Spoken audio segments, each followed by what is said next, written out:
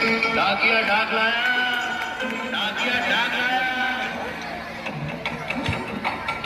Bhagat madam यांना विनंती समोर या. डाक लाया, डाकिया डाक लाया, डाकिया डाक लाया, डाक लाया, डाकिया डाक लाया, डाक लाया.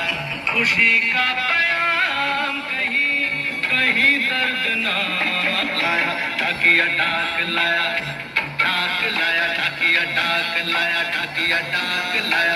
खुशी का पैगाम कहीं कहीं दर्द. वाचत आहे एक अशी शिक्षिका ज्यांनी शिक्षण म्हणजे सुसंस्कार आणि परीक्षा म्हणजे भविष्य असं ठामपणे सांगितलं. अशा त्या श्रीमती शर्मिला नारायण भगत मॅडम यांच्यासाठी हे पत्र मी आज घेऊन आलेलो आहे आणि ते वाचन करत आहे. मॅडम, कधी बोलून झालं नाही पण मनात होतं काय म्हणून आज वाचतोय. शब्दांनी ओवलेलं तुमचं आमच्यावरचं होणं.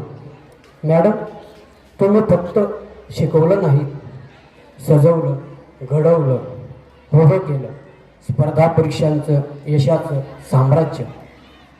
नवोदय असो, शिष्यवृत्ती असो, मंथन परीक्षा असो, तुम्ही मुलांचा भविष्याचा नकाशाच आखला आणि तो नकाशा हातात घेऊन आमची मुलं आज यशाच्या वाटेवर धावत आहेत. पण यश त्यांच्या धावण्याचं नसून तुम्ही शिकवलेल्या मेहनतीचं फळ आहे. मॅडम, ही परीक्षा खूप महत्त्वाची आहे. हे वेळ घडण्याचं आहे. मुलं रोज लवकर उठून अभ्यास करायला हवेत. तुमच्या मुलांचा अभ्यास म्हणजे तुमचं खऱ्या अर्थाने बँक बॅलन्स आहे. हे तुमचे वाक्य आमचं डोकं जागं करत राहील.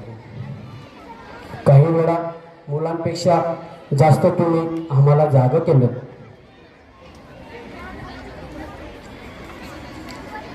पालकांनी रोज पाठांतर घेतलं का मेसेज करा. हा आग्रह नाही, ही फक्त जबाबदारीची आठवण होती. आम्हाला म्हणालात, मी मुलांचा अभ्यास ग्रुपवर निकाल टाकणार आहे. कमी गुण मिळाले तर पालक म्हणून वाईट वाटेल ना? हो मॅडम, खरंच वाईट वाटेल. कारण तुम्ही वर्ग शिक्षिका न होता शाळेतील दुसरी आई होता.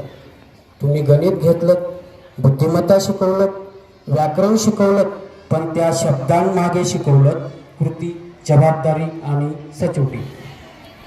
आरोग्य सांभाळा, घरचा आहार घ्या, अभ्यास करा, हा तुमचा एकाच वेळी प्रेमळ आणि कठोर आदेश आमच्या आजही घुमतो कानात. मुलांना पेपर दिले, गुण दिले, पण त्यामागे दिलं भविष्य.